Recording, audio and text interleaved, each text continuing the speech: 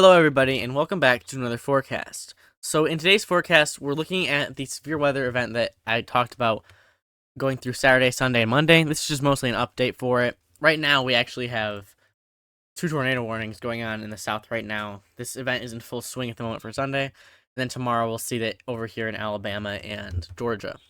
So, at the moment, the SPC has a level 3 out of 5 enhanced risk going on here with a 10% hatch region for significant tornadoes, as well as a 30% hatch region for hail as well. So hail and tornadoes are the main threats here, with wind damage also being a threat, as these storms could have linear localized areas of wind threats.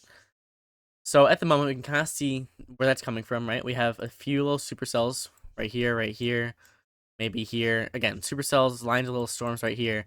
And we also have bow echoes here, which could cause some wind damage in these regions. And we also have, I believe, a wind or a hail risk right here on this supercell as well. So essentially, that's our main threat today, and this is kind of what we're seeing happening right now. If I look at the weather map itself, at the RAP model here, we have this surface low that forms right over here that's been moving from the southeast into Texas. So here it is, centered over Texas and Louisiana. I'm gonna draw it in yellow just so it's, or we'll do black. Be easier to see. How about blue? A little tough for these colors, but here's our surface low right here, and essentially it's just pulling up all these warm temperatures, high dew points, good moisture from the Gulf of Mexico. And in this case, the wind shear is very tilted as we go up. So I'm gonna take a few soundings here based on the dew point map. Essentially, our low pressure is somewhere back in here, right? Here's our open warm sector.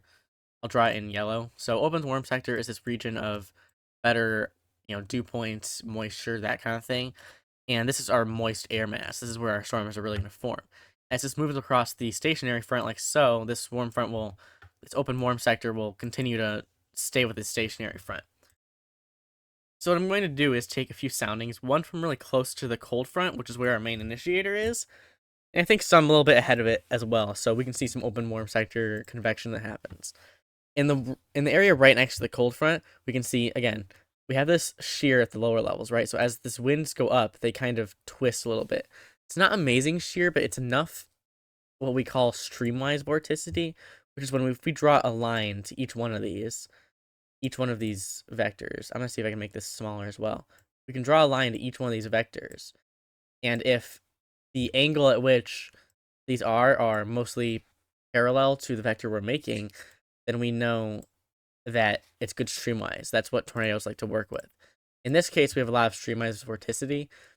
Most of this will be fitting with the vector we make. If we make a vector here, it's a little bit off, but again, mostly the same direction here.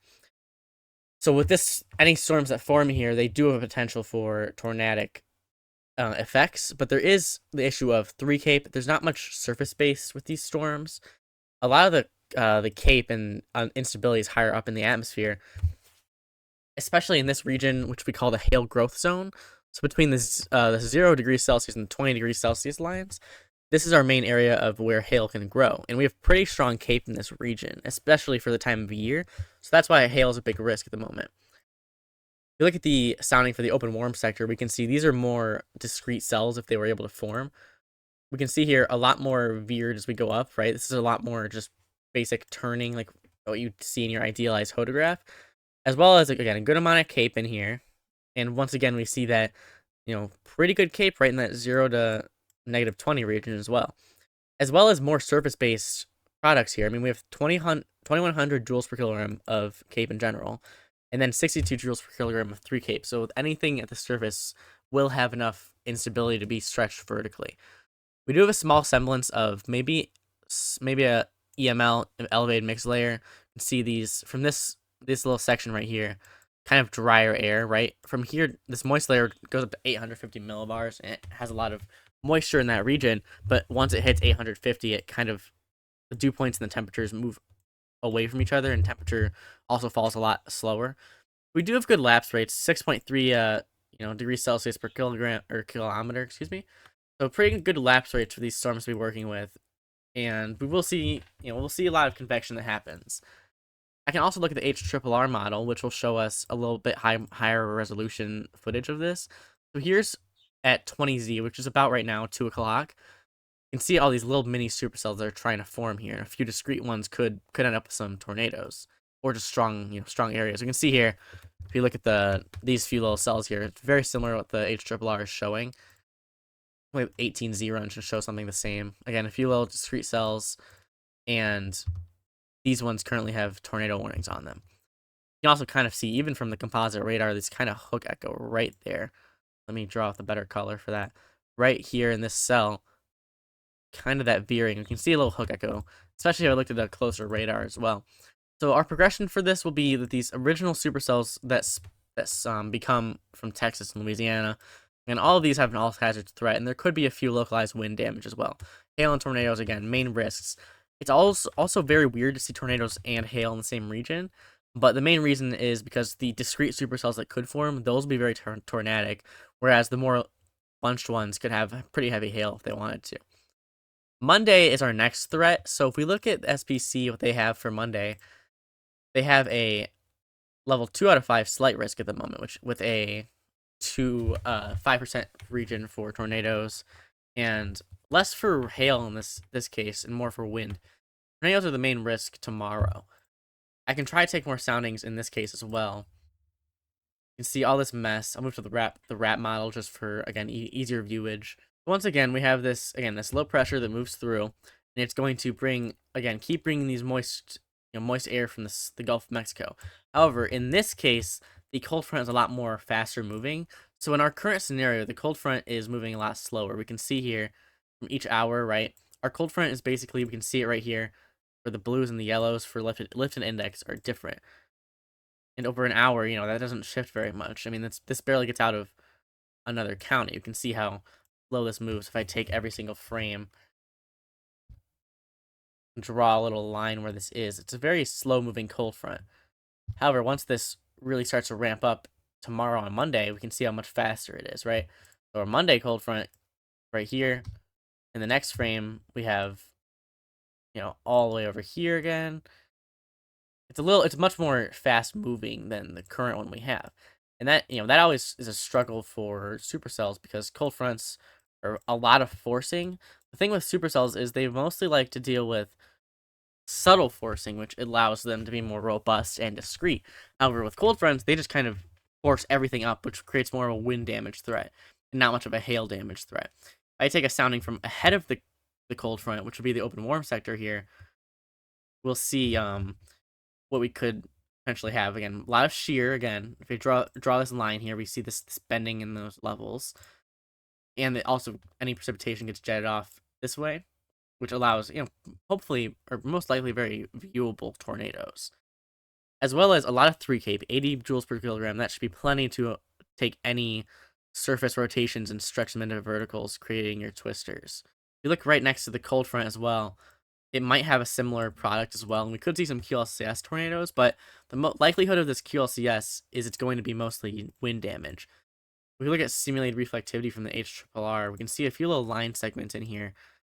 Those could have some localized wind damage, but again, tornadoes are the main risk just because how much shear is in place. Next to the cold front, we actually see more 3 Cape, but it's this, we look at storm mode, we have to remember the cold front won't really allow for good discrete storms, and anything that could form could have this potential to stretch anything into the vertical. 3 Cape at 104 is very strong, but usually for discrete tornadoes and the stronger ones, they like to be separate. Supercells are very delicate. They don't want to be next to other storms and convection. So that's why tornadoes aren't as high of a risk tomorrow. However, we could see a localized region somewhere in here where, maybe a 10% somewhere in here where they think tornadoes are most likely, especially if we end up with a little convergence band ahead of the cold front. I can look at the surface map here. There is possible semblance of maybe a little bit of convergence, right? I mean, it's a little hard to tell sometimes, especially look at these maps, but if come the day of this event, there is little, maybe some wind barbs a little bit this way, some a little bit this way, that could form little convergence bands. One little convergence band with this kind of environment, this much shear, could create some very, very dangerous storms as they'd be discrete and they'd have full potential to take into consideration everything in their environment. Those are our main risks for today and tomorrow. There's also a little bit to be said about snow at the moment in Texas. That's winter storm warnings they have going on. See this plume of colder air, which could lead to some strange snow in Arkansas. But yeah, that's the main risk with this event as a whole. So I'll go back to our overview, I like to do. But you can also see here in the total snow accumulation, Oklahoma's seeing like a good amount of snow for Oklahoma. So let's move to the bonus real quick, just so I can make my little lines.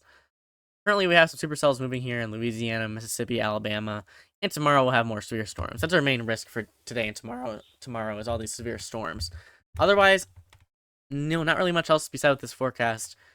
Besides the fact that yesterday's risk was also that hail risk that I talked about, and that's all that really happened. It's all that hail, especially in this little region right here, that little region of Better Cape. Also, although a few of these were able to maintain themselves, it looks like, and have some pretty decent hail, 1.75 inches, mostly 1-inch hails.